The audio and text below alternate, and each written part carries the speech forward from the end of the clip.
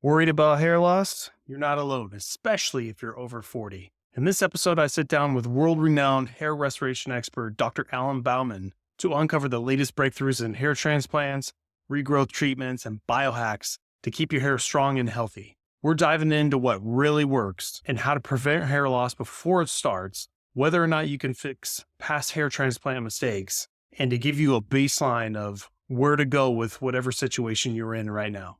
If you ever wondered how to keep your hair for life, this is the episode for you. Stay tuned. How's it going? This is Brad Williams with Over 40 Fitness Hacks Podcast, the podcast where I help you, being over 40, to fight the aging process without giving up your social life. I want to talk about this new SKOOL program I just built. It's free for the first 100 members. What SKOOL is, SKOOL, is a program that is a classroom-based tutorial website tied in with something very similar to a Facebook group, but on steroids. This social media platform has blown up since last January, and I just got in and finished my classroom. What it is I'm taking my Over 40 Fitness Hacks podcast and just putting it into this now community-based driven platform so I can provide tutorials on everything I know. Put the link to this in my show notes. Thanks for listening, and hopefully I'll see you inside. So Dr. Bauman, real excited to get you on my podcast. The over 40 audience, probably a lot of the male audience, including myself, are worried about hair loss and have all these questions for you. But before we get into it, my audience always knows we like to get a little background history on how you got into this, what you're passionate about, some of the things you've done, and then we'll get into the good stuff. And before we started this, we talked about some of the little biohacking things you've been doing. It's all the same stuff I'm doing. I'm sure you're just next level, so I'd like to tap into that as well. But I'll let you take it away. Well, thanks, Brad. It's really great to be here with you. I appreciate you having me on. I'm a full-time board-certified hair restoration physician. I have my own medical practice called Bauman Medical, Hair Transplant and Hair Loss Treatment Center. We're located in Boca Raton, Florida for 27 years. You're not born into the world of hair transplant. Hair transplant specialty is an orphaned specialty in the world of medicine. So I went through medical school, did my internship and residency training, always with an interest in plastic surgery and the cosmetic end of things. I was mentored by a plastic surgeon from an early age, actually, even before I could drive a car. He was a very prominent plastic surgeon and my mentor. And he really guided me towards the surgical and aesthetic end of medicine. And I was always interested in that.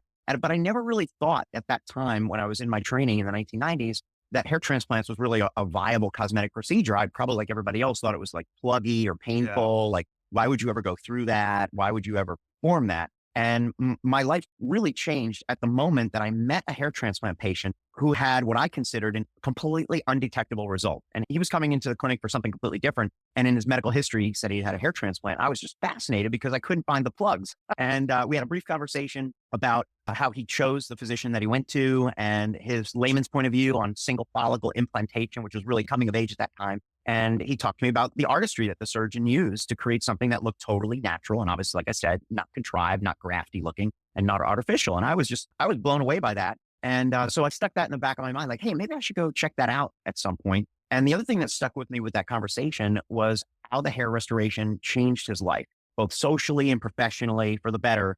It was never the same. He met the love of his life. He got those promotions, and he just equated it all to the self-confidence and self-esteem and just the self-worth that he got back from the hair restoration that he had underwent. And so that started me on the path less traveled, which was to investigate hair restoration, hair transplant surgery. It led me on an international journey, actually visiting clinics and conferences and networking with physicians who were doing these procedures and literally like making time to look over their shoulders to basically see how is this getting done. And the more I learned about it, the more I realized if I was interested in this, I'd have to dedicate a lot of extra time to it. And so I ended up doing and seeking out a preceptorship in hair restoration surgery, hair transplants out on Long Island, and realized as soon as I completed that after a year, that I had to do this full time. And that's when I hit the ground in 1997 in Boca Raton, brought my wife, we were engaged at the time, down from New York. And I started the practice with about 1,000 square feet, one operatory, no team, no staff. We did per diem hiring at that time.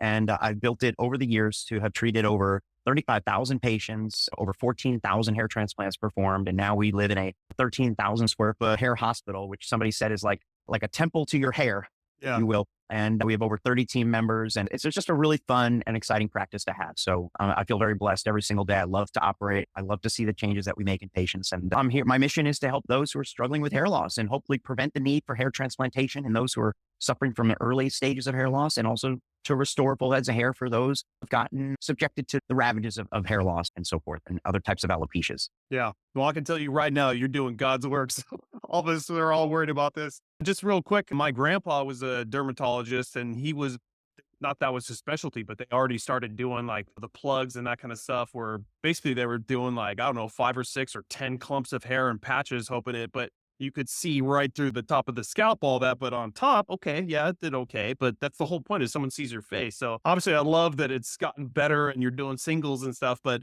for someone who's already had that procedure done, probably someone in their 60s plus now, is that fixable? Do you have to pull them out or can you just do ones all around it? Or is it not nothing you can really mess with at this point? No, we love doing corrective work. And of course, having a practice like mine, we do attract patients who have had old style procedures, like you just described. 4 millimeter punch grafts are about the size of a pencil eraser, and they don't look so natural when they're in a row. You can look up Joe Biden's old Senate photos and you could see his row of plugs from the 1970s. But we do a lot of corrective work. So there's a couple of things we can do. Yeah, we can take out those old grafts, dissect them into the smaller, what we call follicular units, which are groups of 1s, 2s, and 3s. And we can re-implant them into the thinning or the balding area on an angle in an artistic way so it looks 100% natural. We can also harvest hair follicles that have not yet been transplanted from the back of the scalp. Anything that's left back there, we can work with typically. We can use other types of techniques like harvesting beard follicles in some cases. If they're very depleted of donor hair on the scalp, we can use body hair.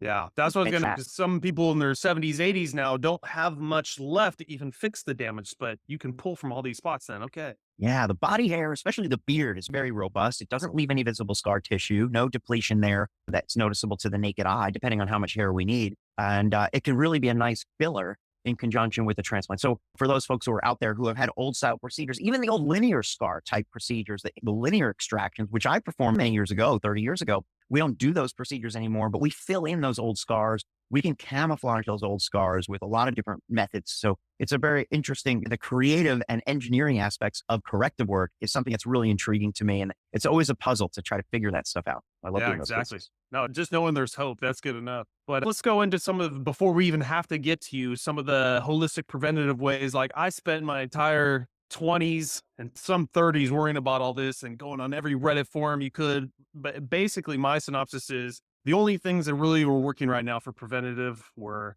Nizoral shampoo to clean off the DHT off your scalp, Propecia to stop DHT from being produced, which I'll tell you other issues with that. And then minoxidil, which I don't know. I did it for a while. I didn't see anything and I didn't want to keep paying for it. And mine didn't really have a problem. I basically stopped my hair loss my senior year of high school. I was so watching all the men in my family, my uncles, everybody had the receding hairline. Thank God none of the crown stuff, but the receding hairline was bad enough. As soon as I saw my first patch, which isn't even that bad, but to me, I used to have it right here, right?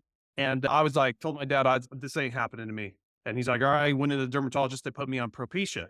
Mm-hmm.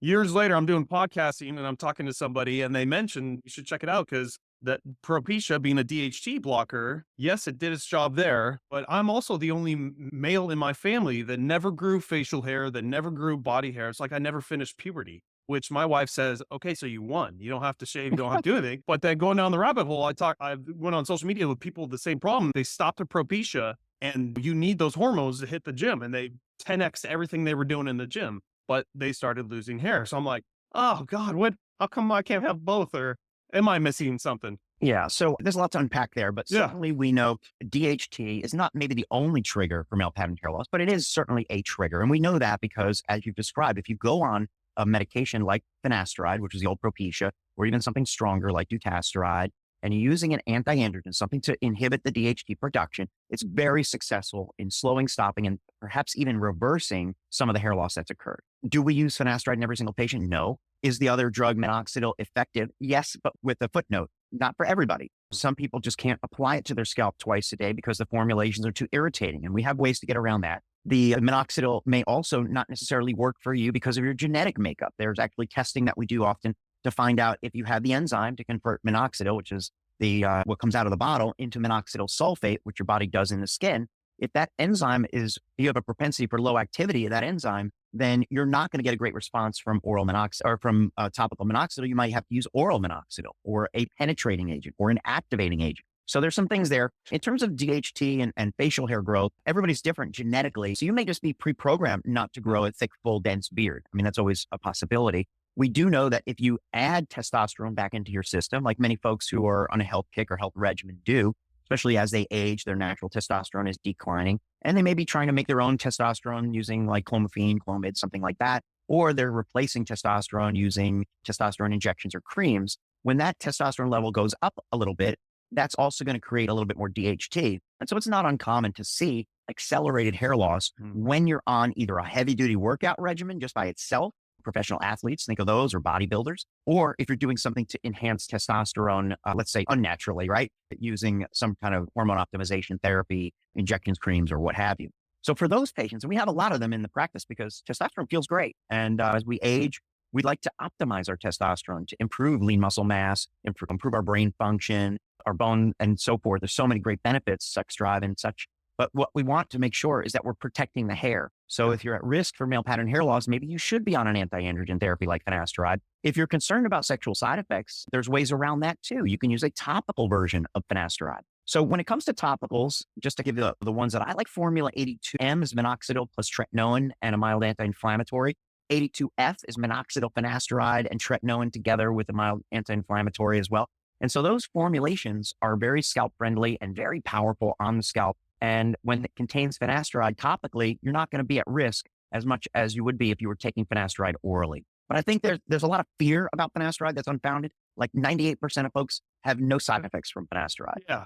And that's the thing. When you go searching for an issue on Reddit or Google, you're going to find the problems. No one's talking about their wins. So I've been using my whole life, no problems. But all I read on Reddit Same. is, oh my God, this basically neutered me. And all. So you're the 0.01% of the population. Everyone else crushed it. Right. And you don't know what those other influencing factors are. So they could be genetically predisposed to decreased libido or mild erectile dysfunction right out of the gate because of their circulatory situation. It could be brain function. It could be toxins. Like we know that cannabis and THC can certainly knock down your sex drive and so forth. You don't know what their nutritional regimen is. We're being attacked by pesticides and other things from all angles here, and microplastics, which are disrupting hormones. And by the time a guy gets to be 35, there's already a huge percentage of the population that's noticing a decrease in sex drive and function. So a lot of things are happening around that time. Once you get out of your 20s and into your 30s, like it starts to go downhill and you got to work harder. So, and that's true with hair loss and brain function and other organ systems, as we've talked about, not just skin and muscle and bone and whatnot. So,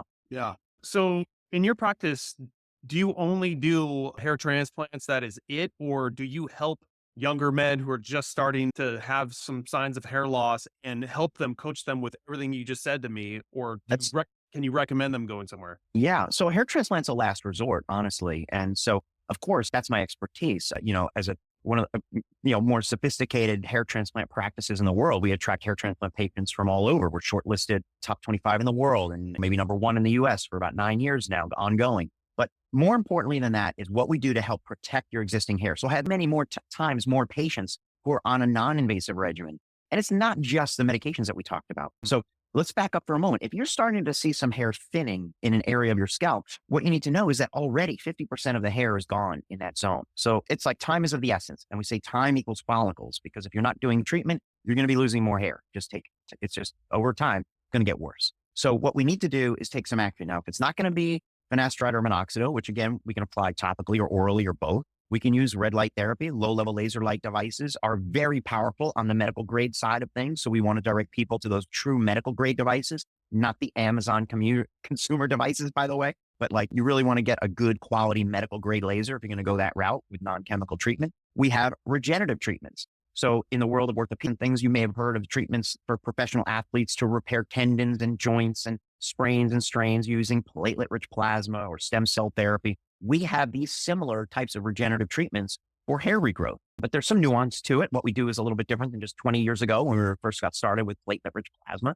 There's a lot of nuance to that technique that we've determined makes a big difference in terms of keeping it comfortable, getting effective treatment, and getting it to work for at least a year or so on the vast majority of patients. So those are things, again, non-chemical, non-surgical, to help keep them doing what they're doing in terms of their hair growth, as well as some of the lifestyle factors that we had maybe talked about previously. I think we talked off the air. Lifestyle factors like sleep-wake cycles, nutritional regimens, make sure that whole body inflammation is down, that they're not overly stressed out. Cortisol is a real killer for hair.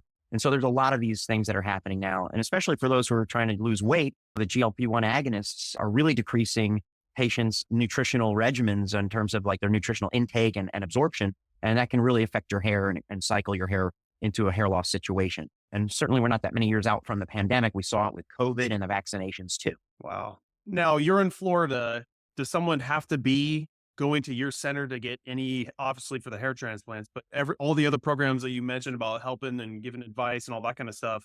Can you coach someone outside of Florida, or is it just like all the other doctors that I talk to in whatever field they are, they're stuck in the state unless they get licensed in different states? Yeah, well, I have licenses throughout the country, so that's not an issue. Okay. Many patients start their journey through a virtual consultation, just like we're having a conversation on Zoom. We can get your medical history, get some photos, and really do a deep dive examination into all of the factors that we just talked about. Now, obviously, if you were here in the practice, we'd be able to do an AI-powered microscope evaluation, really get a density measurement in several different areas of the scalp, measure hair bundle, cross-sectional area, and do quite a few more sophisticated examinations. But I do have offices in New York as well as here in Boca Raton, South Florida. So a lot of patients do catch up with us in New York City, for example, for our consultations, evaluations, as well as our treatments that are regenerative, like the PRP, EDO, those types of things, exosome therapy and such. But hair transplants right now are being performed only here in the mothership, as we call it, here in Boca Raton, Florida. But it's a real nice trip. We call it the hair restoration vacation for over 25 years for a reason. We're about a mile from the beach and 5-star resorts and so forth, and lots of shopping for the wives and or families and such while you're undergoing your procedure and enjoying your recovery process. Very cool. And some of the density microscope things you were talking about, there's no clinics that we can go into our local states and then send the info to you, or yeah, unfortunately, these types of devices, like we call it Hairmetrics, for example, is it's not an inexpensive tool to have. So very few hair clinics actually do Hairmetrics and hair check at the same time. And this other device that just came from Poland, Tricolab, is another way that we can actually measure hair by hair what's going on. And so we can get back to the exact same area of the scalp. Literally, the computer maps each hair. And so it knows if the microscope is exactly fine-tuned to that same spot that you tried to measure previously without having to make any marking on the scalp whatsoever. So you don't even need to make a micropigmented tattoo or anything like that. Gotcha. Well, just like you said, make a trip out of it, just to at least get a first consult, so you can get your hands on the person, do some of these tests, and then follow-up can be done virtually.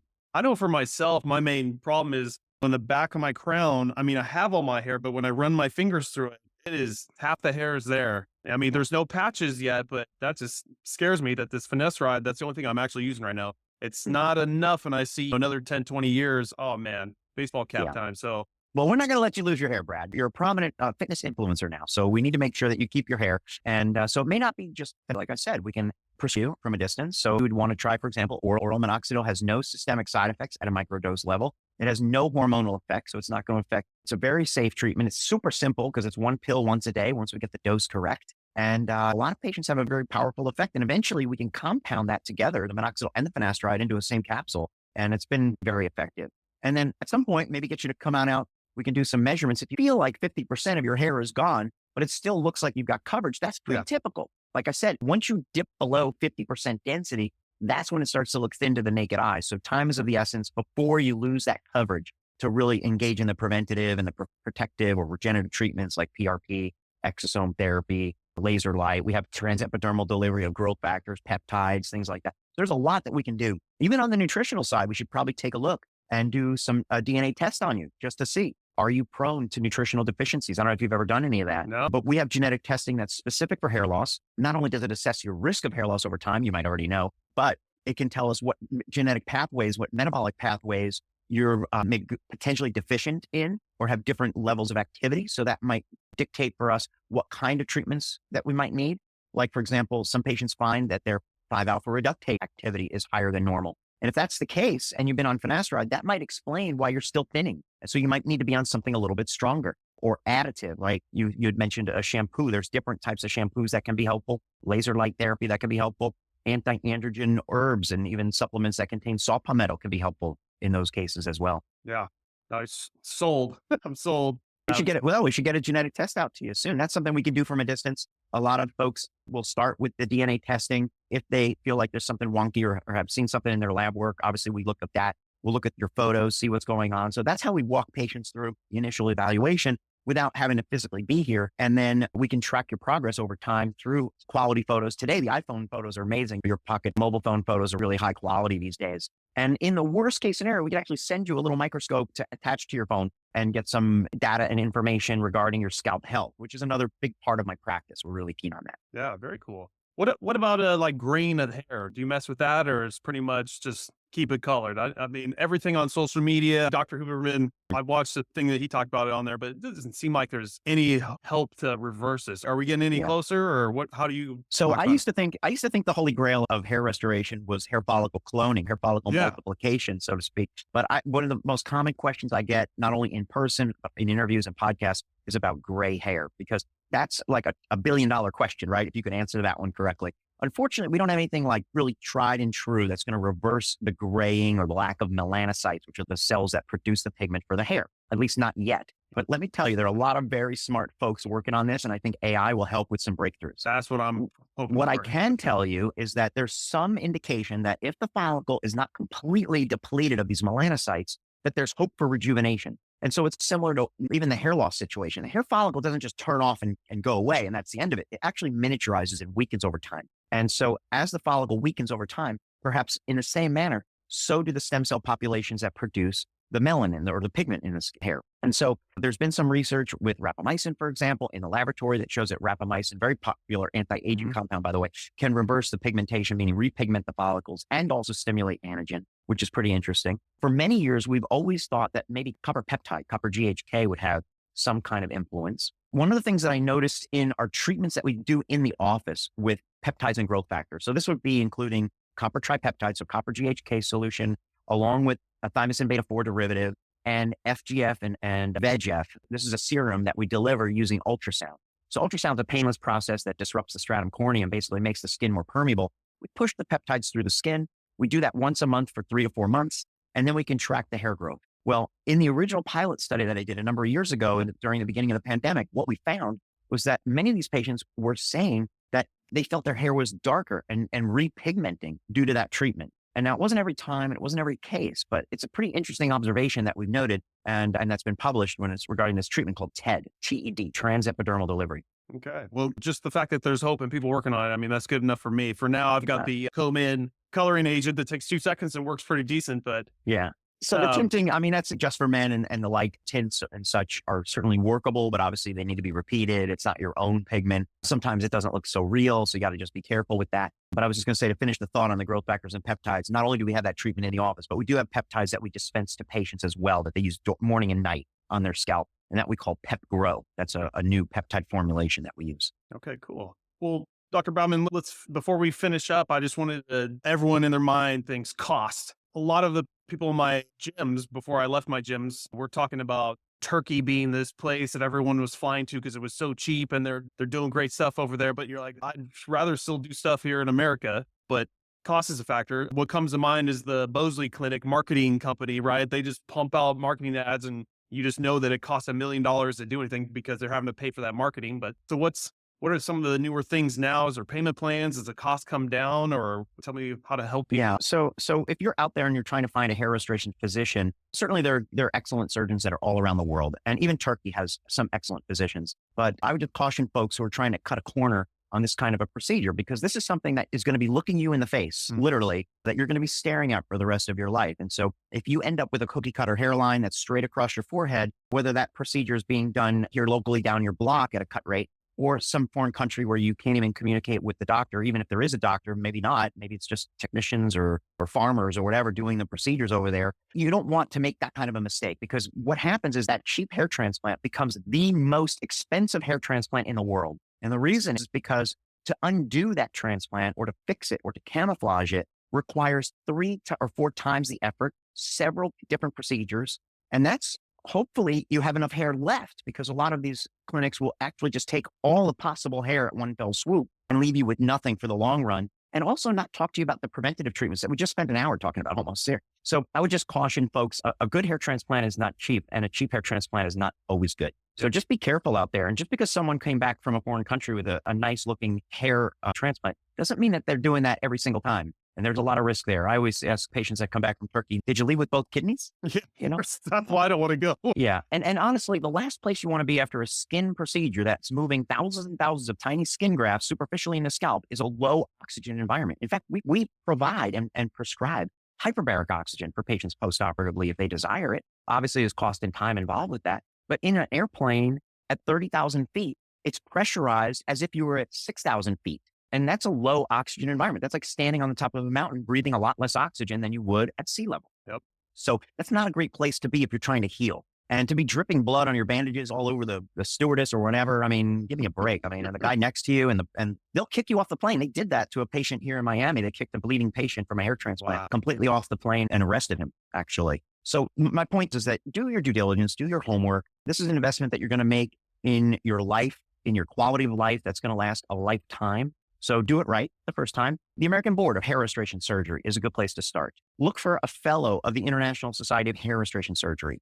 Check out the International Alliance of Hair Restoration Surgeons. And these are credentialing organizations. One of them is a third-party organization that looks at the industry. It was basically founded by the most prominent consumer advocate and founder of the American Hair Loss Association, Spencer Coburn. So these are places to start. Look for the guys who are shortlisted and then go and talk to several physicians, even if they're not in your hometown, because there's only 200 board certified hair restoration physicians in the world. And that's the end. That's it. So there's not a lot of us around. So look, is a hair transplant expensive? Yeah, it is. But is it worth the investment? I think if you talk to people who've had the work done, you'll find that it's life-changing. Just like I found out from that first patient back in the 1990s, his life was never the same. It was improved for the better. I totally agree. And that's the whole thing with doing anything in life when it's a big decision is get 2, 3, 4 opinions. Don't just pick the first one. So well spoken. Well, Dr. Bauman, for my audience that's curious, want to reach out to you, what's the best way? Website, social media? If they're just starting out, some of the smaller programs, or if they just need help with like some of the people I mentioned that just need full transplants, where do you like to send them? The best place to learn about the most minimally invasive style of hair transplant surgery that we perform, and I help pioneer the follicular unit extraction process or a no-shave harvesting and implantation process, which again, different than what you see from overseas and other clinics around, would be baumanmedical.com. There's literally thousands and thousands of pages of information that I've personally written over the past 27 years. And you'll find the latest up-to-date information on all the therapies, treatment services, diagnostics, everything that we just talked about today and what's coming in the future at baumanmedical.com. So even if you just have a question, you can go to baumanmedical.com/ask and type in a question. You can please put your either phone number or email so I can get back to you with the answer. Otherwise, it'd be hard to obviously get back to you. But my team and I will get back to you with an answer to any question that you might have. Of course, patients often start their journey there at baumanmedical.com by asking for an evaluation. And it could be started either from your home or phone, like wherever you are virtually in the world with some photos and just an electronic form. It's maybe like 20 questions, so super simple. Or you can elect to have a consultation evaluation here in the office, and there's an option for that as well. There's also, I forgot to mention, there's thousands of hours of videos on the website also. So there's plenty of video information there for you to ingest about all different types of procedures and treatments, what makes Bauman Medical different than other clinics that are out there. And your homework assignment is to compare different clinics and to talk to physicians. Hopefully, you're not just talking to someone who's like a patient advocate and doesn't have a medical degree, but hopefully you're talking to someone about your hair loss situation because it is a medical condition that needs potentially medical intervention in order to slow, stop, reverse, and restore your hair. So that's what we do at Bauman Medical. Yes, and of course you can find me on all the social media platforms, whatever your favorites are. I have to say, I'm out on TikTok, but I'm not so good at it. So Instagram, Facebook, to X are some good places to message me. And I encourage people to do that. I manage all of my own accounts. And there's also the business accounts as well, which would be the practice accounts like Bauman Medical. But at Dr. Alan Bauman, you can find me and message me anytime. And I'll get to you as soon as I can. If I'm not, as soon as I jump out of surgery, I'm answering messages and answering emails and such. Yeah, awesome. My audience always knows I'll put all those links in the show notes. They can just click on it. But just having that resource center, like you mentioned, where you can just binge. For a lot of us, that things started happening, all we had was Google and Reddit and just people's horrible experiences, no wins and all that. So it'd be great to just find one spot and just anything you want to learn about. That's a great start. So I'll put that on there in the show notes as well. Yeah. I mean, a lot of folks, maybe they just want to get our newsletter. I always send out maybe once or twice a week. So it's always informative. It's always got some new latest and greatest information on what we're doing. And also my personal interests as well, which includes some of the nonprofit work that I do and how we're active in the community and so forth. Great. That's great. Well, Dr. Bauman, I'd just like to thank you again for jumping on my show. Just selfishly had a bunch of questions for myself, and hopefully some of my audience members will reach out to you with questions of their own. But just appreciate what you do, and just we'll see what happens in the future. My pleasure, Brad. Great to be with you today.